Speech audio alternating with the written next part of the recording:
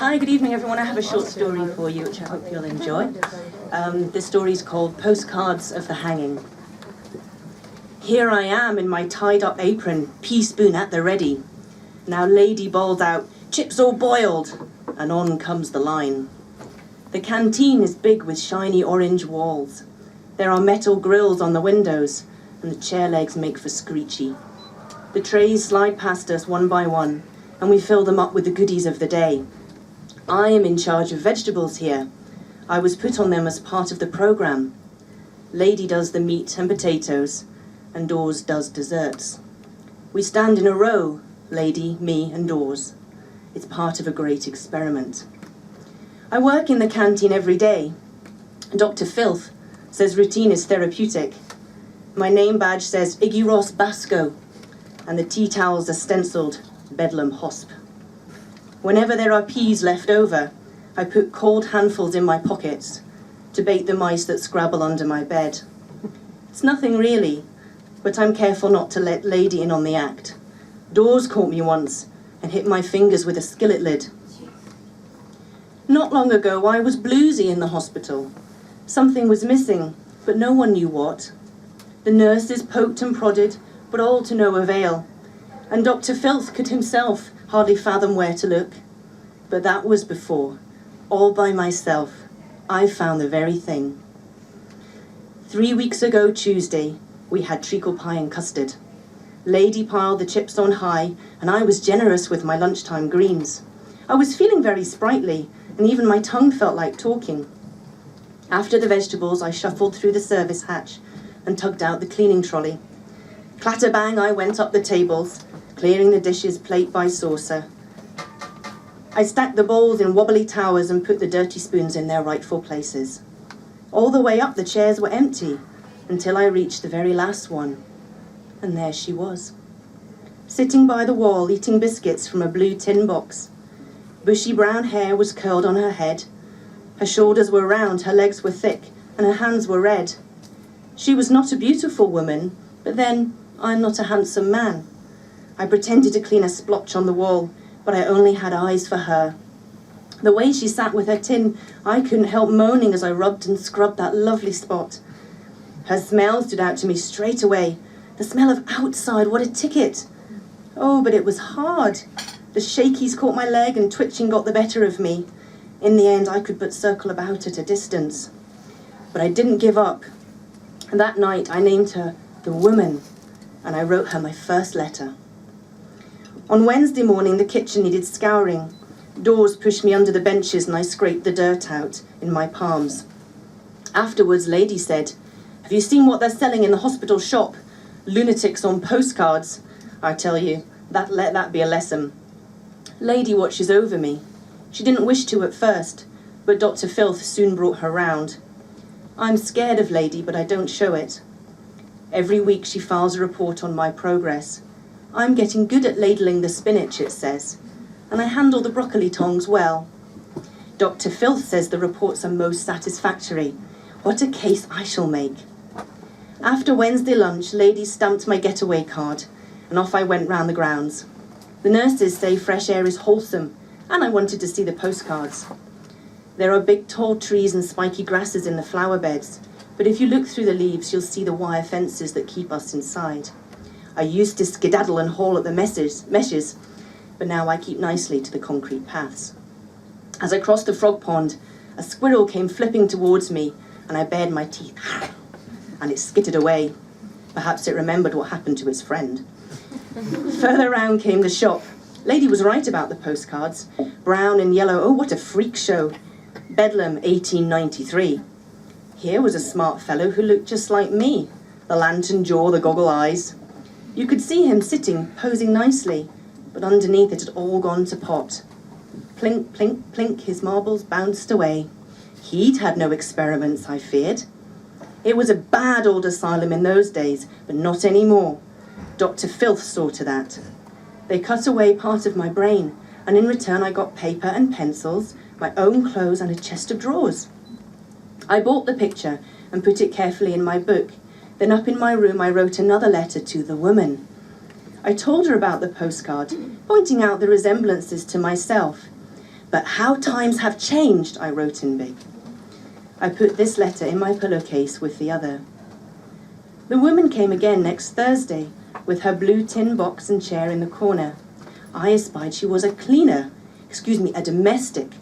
I could tell it in her purple smock. I ran to the laundry room to find my smartest apron. Dawes flung washing powder at me, but I didn't care.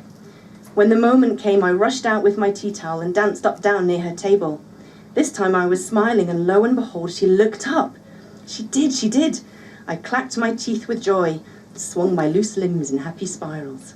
Wasn't that good progress? Back in the serving line, my cheeks, they burned like hot plates. Lady looked me head to toe as she stirred the cabbage soup. What would your mama think?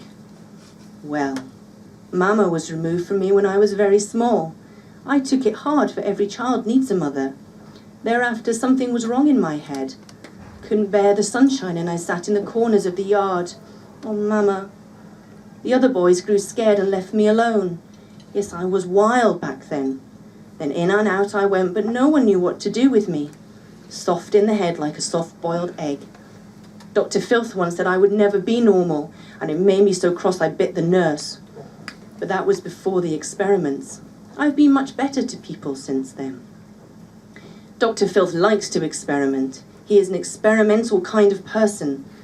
And you, Basco, he said, are my most exciting experiment to date. Dr. Filth is writing about me for the scientific papers. Last Sunday he wanted a photograph. He made me stand against the wall, sideways to show the scars on my head. But my back sloped and he didn't like my elbows. I tried all over to straighten out, but I only went more crooked. In the end, they lifted me on the neck clamp. That made me stand up all right. And the camera went clickety-click and my own postcard was made. Nurses buzzed round like little bees, and Dr. Filth agreed to show me when his paper got printed. That night I dreamed of the woman and me. We sat by a river and the night birds were a-singing. We held hands and she did not mind the twitching in my arms.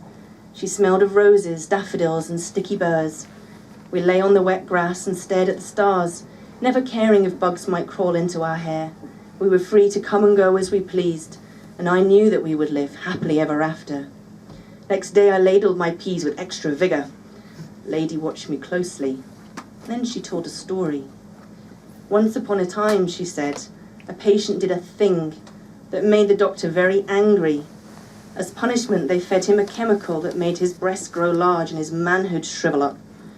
I gripped my serving spoon and turned my face to the ceiling. What was she trying to tell me? Pleasey, please, I whispered all to myself. I'm not normal yet, but I am getting better. See how I thrive in the serving line, though I burn up in Dawes' hatred, and I am so scared of Lady. For what was the alternative? Barbitals and the brain fry machine. I never wanted to go back there. See, I knew the experiment was working, and I was right. On Friday, I sat down at the women's table with a hot, dry panting in my breath. I couldn't speak a word of my heart, and her mouth was full of butter beans, but I felt the electricals between us. And afterwards, I followed her, hushly, hushly, big knees up. I tiptoed all the way to the cloakroom where she kept her brooms and brushes. She spotted me as she came out again and hopped with surprise. She watched me with round brown eyes in her white, white face and did not move a muscle. I pinned myself to the wall, but I couldn't help what was happening in my trousers. She stared and stared while I slid myself away along the banisters, looking back at her all the time. Then I didn't see her for 4 long days. But tomorrow, I said, I'll wait for her in the little broom cupboard. I will give her my letters and the postcard and the book and tell her how I'm part of a great experiment. Then she'll read them all one by one, and when she is finished, she will clasp my hand.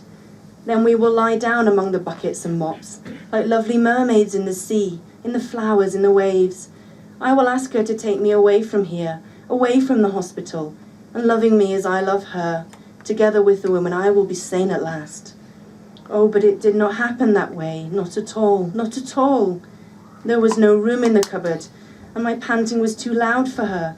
She cried I was crushing her against the brushes, and I stroked at her head, but my hands caught in her hair and pulled at her scalp. A banging and a crying were all the noises we made. And then, oh no, the light came flooding in, and there stood Lady and Dawes behind. Oh, my terror was great then, for I could feel their fury in my veins. They grabbed me by the hair and hit me with my own belt.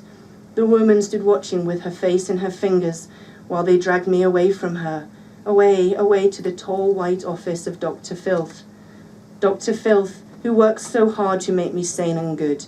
Dr. Filth, who is writing a paper to make me famous. Dr. Filth, who wires the brain fry machine and who once held the ice pick under my nose. Now I sit here, waiting for him to come. My nerves all a-twitch with only my book for company. The bed is clean, and the nurse with the needle stands just outside the door. I'm writing fast before they wheel me away, filling these pages with all the marbles of my mind. For very soon I'll take part in a brand new experiment. And Dr. Filth says, it's the best one yet.